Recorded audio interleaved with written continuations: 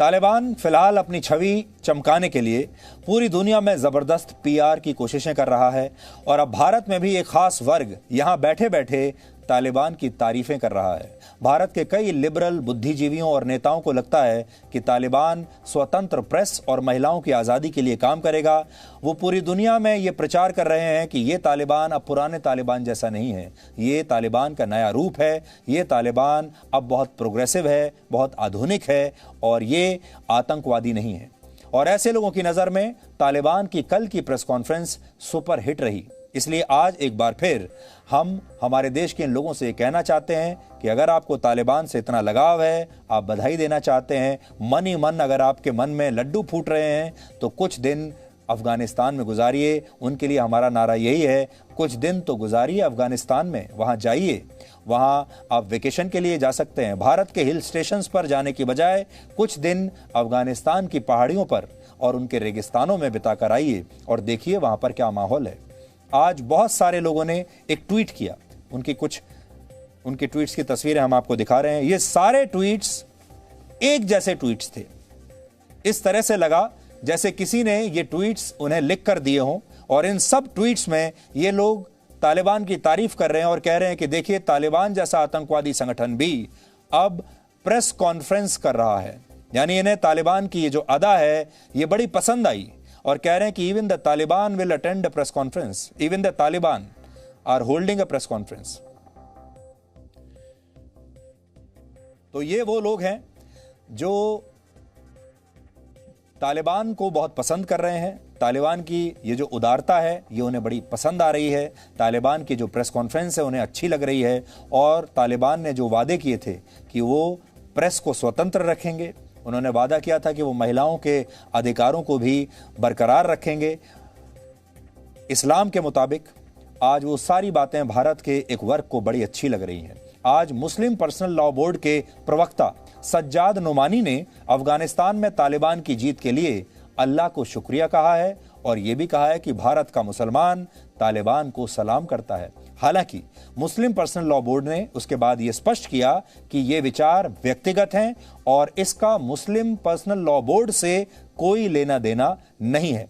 लेकिन कल आपको याद होगा हमने आपको समाजवादी पार्टी के एक सांसद की राय दिखाई थी, आज हम आपको एक और व्यक्ति की राय दिखा रहे हैं। इसका मतलब, और थोड़ी देर पहले हमने आपको वो ट्वीट्स दिखाए और ये ट्वीट्स उन लोगों के हैं जो अच्छे खासे पढ़े लिखे लोग हैं, जो अपने आप को लिबरल्स मानते हैं। ये बड़े बड़े ऑथर्स हैं, अपने आप को पत्रकार कहते हैं, लेकिन इन्हें भारत पसंद नहीं है, इन्हें तालिबान पसंद है और ये भारत की तुलना अफगानिस्तान से करने लगे हैं। पहले आप ये सुनिए।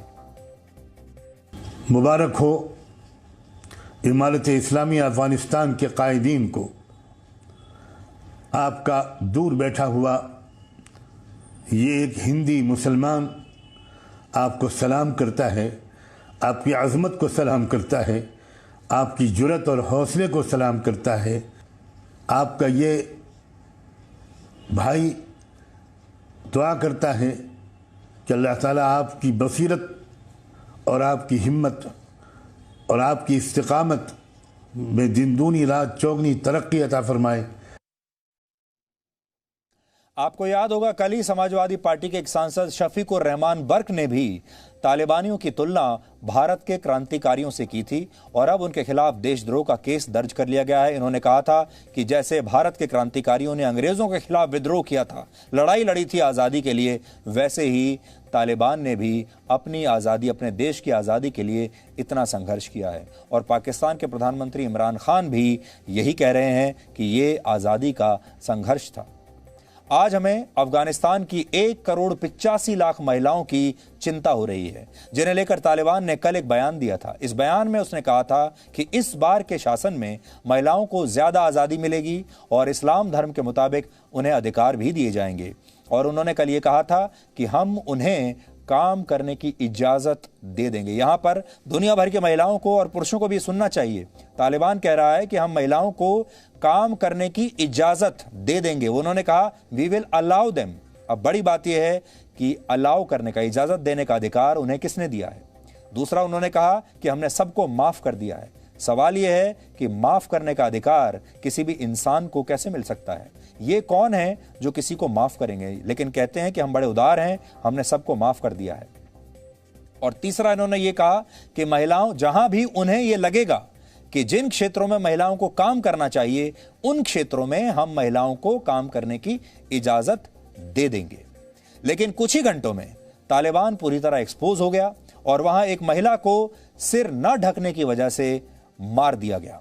इस खबर के बारे में हम आपको बताएंगे, लेकिन पहले आप तालिबान का वो बयान सुन लीजिए जो दुनिया भर को भ्रमित करने के लिए, दुनिया भर में भ्रम फैलाने के लिए, अपनी छवि चमकाने के लिए उन्होंने कल दिया था इस प्रेस कॉन्फ्रेंस में। वही प्रेस कॉन्फ्रेंस जो हमारे ही देश के लोगों को बड़ी पसंद आ रही है। वो कहते हैं कि ऐसी प्रेस कॉन्फ्रेंस तो होनी चाहिए। Women will be afforded all their rights, whether it is in work or other activities, because women are a key part of society, and we are guaranteeing all their rights within the limits of Islam. इस press conference के बाद, इस बयान के बाद आज खबर आई कि अफगानिस्तान के बल्ख प्रांत की महिला गवर्नर सलीमा मजारी को तालिबान के आतंकवादियों ने बंधक बना लिया है। सलीमा मजारी ने कुछ दिन पहले ही कहा था कि वो तालिबान से डरती नहीं और वो अफगानिस्तान छोड़कर भी भागेगी नहीं, लेकिन उन्हें दुनिया ने अकेला छोड़ दिया और अब कोई नहीं जानता कि वो जिंदा हैं या उन्हें भी मार दिया गया है। लेकिन इस महिला की हिम्मत की हम दाद देते हैं। पूरी दुनिया को इनकी हिम्मत की दाद देनी चाहिए। ये ना तो भागी और ना ही अब वहां पर तालिबान से ये डरी। और जैसा हम आपको बता चुके हैं, तालिबान अब लगातार ये कह रहा है कि उनके मुताबिक ही चलना होगा महिलाओं को। तालिबान ने अफगानिस्तान में आज एक महिला की भी हत्या की है। इस महिला का जुर्म सिर्फ ये था कि उसने अपने घर से बाहर निकलते वक्त हिजाब नहीं पहना था। इससे पता चलता है कि तालिबान का शासन आने से वहां की महिलाओं को, वहां उनका दमन बढ़ जाएगा और इसी तरह खुलेआम उनकी हत्याएं होंगी। Presenting B News app, available on Google Play and App Store. Download it now.